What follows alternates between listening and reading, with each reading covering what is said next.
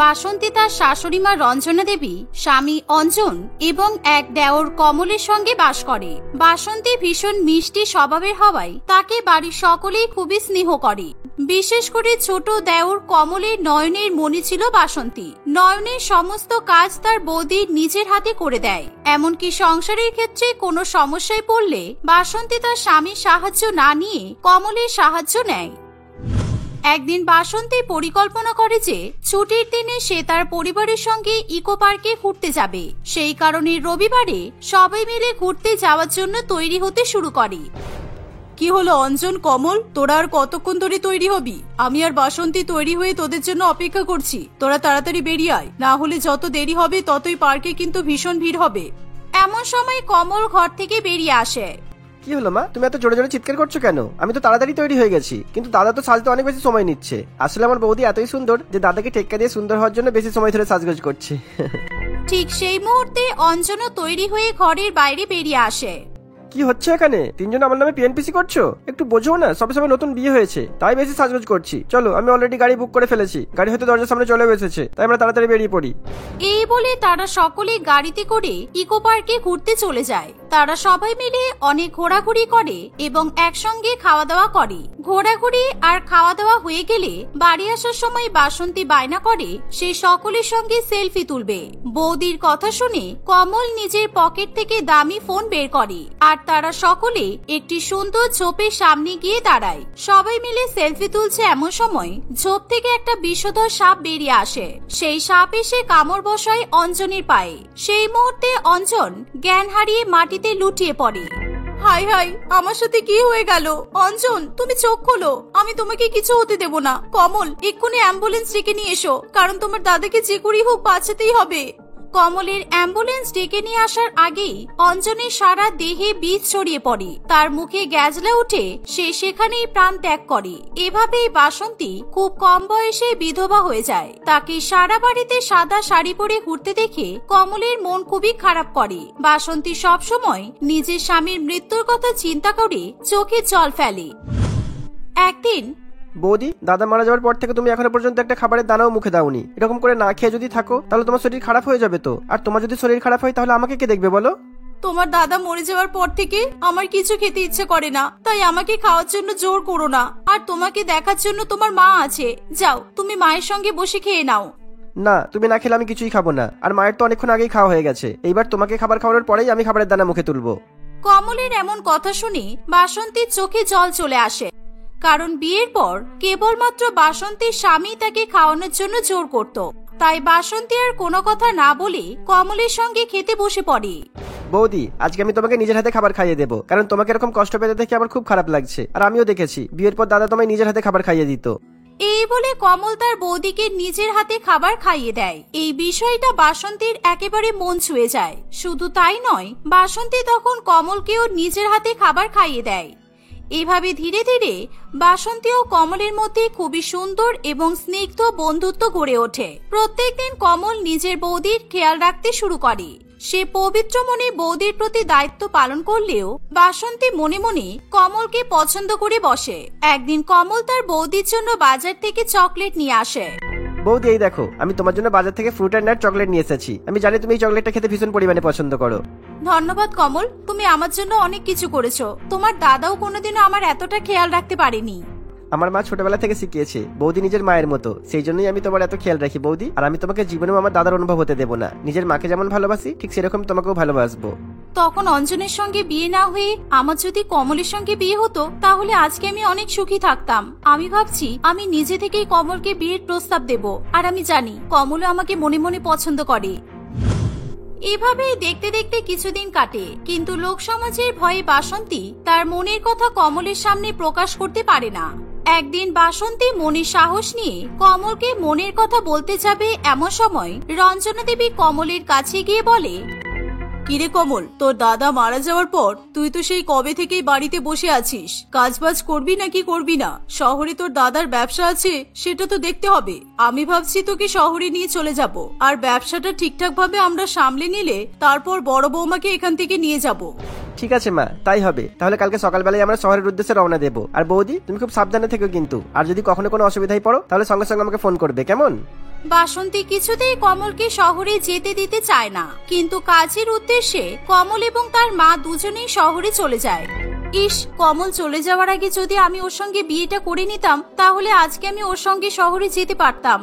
অন্যদিকে শহরে গিয়ে কমল নিজের ব্যবসার কাজে মন দেয়। সে কাজের সুবিধার জন্য একটি রিসেপশনিস্ট রাখে। সেই রিসেপশনিস্টের নাম ছিল শিল্পা। শিল্পা দেখতে খুবই সুন্দরী হওয়ায় কমল তাকে পছন্দ করে ফেলে। তাই সে কিছুদিনের মধ্যেই শিল্পাকে বিয়ের প্রস্তাব দেয়। শিল্পার ও কমলকে বিয়ে করতে কোনো অসুবিধা থাকে না, তাই শিল্পা এবং কমলের বিয়ে ঠিক হয়। কমল নিজের বিয়ের ব্যাপারে তার বৌদিকে কিছুই জানায় না, কিন্তু বাসন্তীর কাছে ঠিক খবর এসে পৌঁছালে সে আর দেরি না করে ট্রেনে করে শহরে চলে যায়। কিন্তু বাসন্তী বিয়ের মণ্ডপে পৌঁছানোর আগেই কমল এবং শিল্পার বিয়ে হয়ে যায়। তুমি আমাকে না জানিয়ে একটা অন্য মেয়েকে বিয়ে করে নিলে কমল, তুমি এটা কি করে করলে? তুমি জানো না তোমার সাথে আমার বিয়ে হয়েছে, আর সেই কারণেই তো তোমার দাদা মারা যাওয়ার পর তুমি আমার এত খেয়াল রাখতে। এসব তুমি কি ফালতু কথা বলছো বৌদি? আমি শহরে যাওয়ার আগে তোমাকে বিয়ে করেছি, আর আমি মা হিসেবে আমার বিধবা বৌদির খেয়ালও রেখেছি, আর তুমি সেই খেয়াল রাখার অন্য অর্থ বার করে নিলে। বাসন্তী আর কমলের এরকম কথা শুনে রঞ্জনা দেবী এবং শিল্পা ভীষণ পরিমাণে অবাক হয়, কারণ তারা বিশ্বাস করতে পারে না যে কমল তার বিধবা বৌদিকে বিয়ে করতে পারে। কিন্তু বাসন্তী কমলকে নিজের বর হিসেবে দাবি করতেই থাকে। আমি যদি আগে এই ব্যাপারটা জানতাম, তাহলে তোমার মতো চরিত্রহীন ছেলেকে আমি কোনোদিনও বিয়ে করতাম না। ছি, তুমি আমাকে ঠকিয়ে বিয়ে করেছো। কমলের কথা তার মা কিংবা শিল্পা কেউই বিশ্বাস করতে চায় না, কিন্তু এখন যেহেতু তাদের বিয়েটা হয়েই যায়, তাই সকলে মিলে একই বাড়িতে থাকতে শুরু করে। এমনকি বাসন্তী নিজের পরনের সাদা শাড়ি ছেড়ে দিয়ে আবার লাল শাড়ি পরতে শুরু করে দেয়। প্রত্যেকদিন রঞ্জনা দেবীর বাড়িতে কে কমলের আসল বউ তাই নিয়ে সবসময় বাসন্তী এবং শিল্পার মধ্যে ঝগড়া হয়। একদিন শিল্পা বিয়ের পর রান্নাঘরে নিজের বরের জন্য মিক্স চাউমিন এবং চিলি চিকেন রান্না করছে, এমন সময় সেখানে বাসন্তী এসে বলে, তুমি এসব কি রান্না করছো? কমল এত তৈলাক্ত খাবার খায় না, তুমি সরে যাও। আমি ওর জন্য মাছের মাথা দিয়ে ডাল আর ভাত রান্না করব। কমল আমার হাতের মাছের মাথা দিয়ে ডাল খেতে খুব ভালোবাসে। না, আমি ওর বউ, তাই আমি যা বুঝবো আমার বর তাই খাবে। এই ব্যাপারে তুমি কোনো কথা বলবে না। তুমি ওর বউ, তাহলে আমি কে? আমি কমলের প্রথম বউ, আর বউ হওয়ার আগে আমি ওর বৌদি ছিলাম। তাই আমি যেটা ভালো বুঝবো সেটাই রান্না করব, আর কমল সেটাই খাবে। এভাবে রান্না করা নিয়ে দুই বউয়ের মধ্যে ভীষণ ঝামেলার সৃষ্টি হয়। দিনে দিনে বাসন্তীর স্বভাব আরো পাল্টে যায়। কমল যদি শিল্পাকে নিয়ে কোথাও ঘুরতে যেতে চায়, তাহলে বাসন্তীও তাদের পেছন পেছন যায়। এমনকি সে তাদের এলাকায় এই কথা ছড়িয়ে দেয় যে কমল বাড়িতে এক বউ থাকা সত্ত্বেও অন্য আরেকজনকে বিয়ে করে বাড়িতে নিয়ে এসেছে। এই কথা যখন রঞ্জনা দেবীর কানে এসে পৌঁছায়, তখন সে বাসন্তীকে ভীষণ পরিমাণে বকাবকি করে। বড় বৌমা, তোমার কোনো লজ্জা নেই দেখছি। আমার বড় ছেলে মারা যাওয়ার পর তোমার কি মাথা খারাপ হয়ে গেছে? তুমি পারে এসব কি আজে বাজে কথা বলছো? তুমি সকলকে বলে বেরিয়েছো যে তুমি কমলের বউ। এই কথা আমরা কেউ বিশ্বাস করি না। কমলের বউ একমাত্র শিল্পা, আর তাছাড়া কেউ নয়। হ্যাঁ, এখন আমাকে বাড়ি থেকে তাড়ানোর জন্য আপনি তো এই কথাই বলবেন। এমনকি কমলও যে কি করে পাল্টে গেল আমি তো সেটাও বুঝতে পারছি না। এই শিল্পা বাড়িতে আসার আগে কমল আমার সঙ্গে কত ভালো ব্যবহার করত, আর এখন তো ভালো মুখে কথাও বলতে চায় না। এই বলে বাসন্তী কাঁদতে কাঁদতে ঘরে চলে যায়। দেখতে দেখতে কিছুদিন কাটে। এখন বাসন্তী বায়না ধরে যে কমলের সঙ্গে একই ঘরে সংসার করবে, আর শিল্পাকে সেই ঘর থেকে বের করে দেবে। ছি বৌদি, তুমি এত নোংরা হয়ে যাবে আমি ভাবতেই পারিনি। আমি তোমার কিছুদিন খেয়াল রেখেছি বলে তুমি জোর করে আমার ঘাড়ে চেপে বসেছো, আর এখন আমার বউকে ঘর থেকে বার করে দিয়ে তুমি আমার ঘরে এসে উঠতে চাইছো, তাই তো? আমি তোমার সাথে কিছুতেই থাকবো না। আমিও দিদির সঙ্গে একই ঘরে থাকতে পারবো না। এভাবেই তাদের ঝামেলা আরো বেড়ে যায়। শেষ পর্যন্ত কমল ঘর থেকে বেরিয়ে গিয়ে সোফাতে ঘুমাতে শুরু করে। একদিন কমল তার বউকে নিজের হাতে খাইয়ে দিচ্ছে, সেই দৃশ্য বাসন্তীর চোখে পড়ে। বাসন্তী এই নিয়ে ঝগড়া করে একেবারে বাড়ি মাথায় তোলে। এই বদমাইশ মেয়েটা এই বাড়ির বউ হয়ে আসার আগে তোমার মনে আছে কমল, তুমি কত ভালোবেসে আমাকে নিজের হাতে করে খাবার খাইয়ে দিতে, কিন্তু এখন তুমি সেই জায়গাটা এই মেয়েটাকে দিয়ে দিয়েছো। আমি কিছুতেই এটা মেনে নিতে পারবো না। বাসন্তী এভাবে কমলের মিথ্যা বউ সাজার পরও কারোর কাছ থেকে কোনো সম্মান পায় না। সে আগে বিধবা হয়ে সকলের কাছে যে সম্মান পেত, এখন বউ সাজার পর সেই সম্মান একেবারে হারিয়ে ফেলে।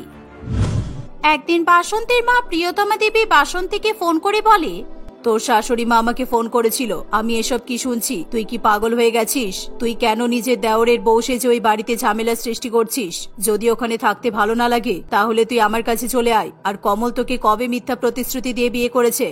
আরে মা, তুমি আমাকে ভুল ভাবছো। আমাকে আমার দেওর বিয়ে করেনি, কিন্তু আমি বিধবা হওয়ার পর ও আমার অনেক খেয়াল রেখেছে। সেই কারণে আমি ওকে অন্যের বর হিসেবে দেখতে পারবো না। তাই আমি সকলের কাছে মিথ্যে রটিয়ে দিয়েছি যে কমল আমাকে বিয়ে করেছে, যাতে ওর মনে আমার জন্য ভালোবাসা তৈরি হয়। কিন্তু শিল্পা বলে ওই মেয়েটা কমলের মনে জায়গা দখল করে বসে আছে। এখন আমি ভাবছি আমি কি করে ওকে এই বাড়ি থেকে তাড়াবো। বাসন্তীর এসব কথা রঞ্জনা দেবী, কমল এবং শিল্পা শুনতে পায়। কমল তখনই তার ফোন বের করে সঙ্গে সঙ্গে কথাগুলো রেকর্ড করে ফেলে। ফোন রেখে বাসন্তী যখন তাদের তিনজনকে দেখতে পায় তখন সে হতভম্ব হয়ে দাঁড়িয়ে থাকে। তার আর কোনো কথা বলার থাকে না। কমল ফোনের রেকর্ডিং অন করে সব কথা শোনালে বাসন্তীর চোখে জল চলে আসে। আমি তোমার খেয়াল রেখেছি বলে তুমি আমার ভালো মানুষের এই ফল দিলে বৌদি। সত্যি এখন বুঝতে পারছি যে আমি দুধ কলাতে কালসাপ পুষেছি। কিন্তু তুমি চিন্তা করো না, আমি তোমাকে এই বাড়ি থেকে তাড়িয়ে দেবো না। আমি শিল্পাকে নিয়ে এই বাড়ি থেকে বেরিয়ে যাবো আর অন্য কোনো জায়গায় ফ্ল্যাট কিনে থাকবো। না না কমল, তুমি এমন কাজ করো না। আমার খুব ভুল হয়ে গেছে। মিথ্যা নাটক করে তোমার বউ সেজে আমি তোমার অনেক অপমান করেছি। আমি আর এই বাড়িতে থাকতে পারবো না। আমি তোমাদের সবাইকে ছেড়ে চলে যাব। এই কথা বলে বাসন্তী হাউ হাউ করে কাঁদতে থাকে। বাসন্তী যতই অন্যায় করুক না কেন তার শ্বশুর বাড়ির সকলেই তাকে খুব ভালোবাসে। তাই তারা সকলে মিলে বাসন্তীকে আটকানোর চেষ্টা করলেও বাসন্তী কোনো কথা শোনে না। সে তখনই সেই বাড়ি থেকে বেরিয়ে যায় আর সে নিজের ক্ষমতায় একটা ছোট্ট কোম্পানিতে চাকরি জোগাড় করে।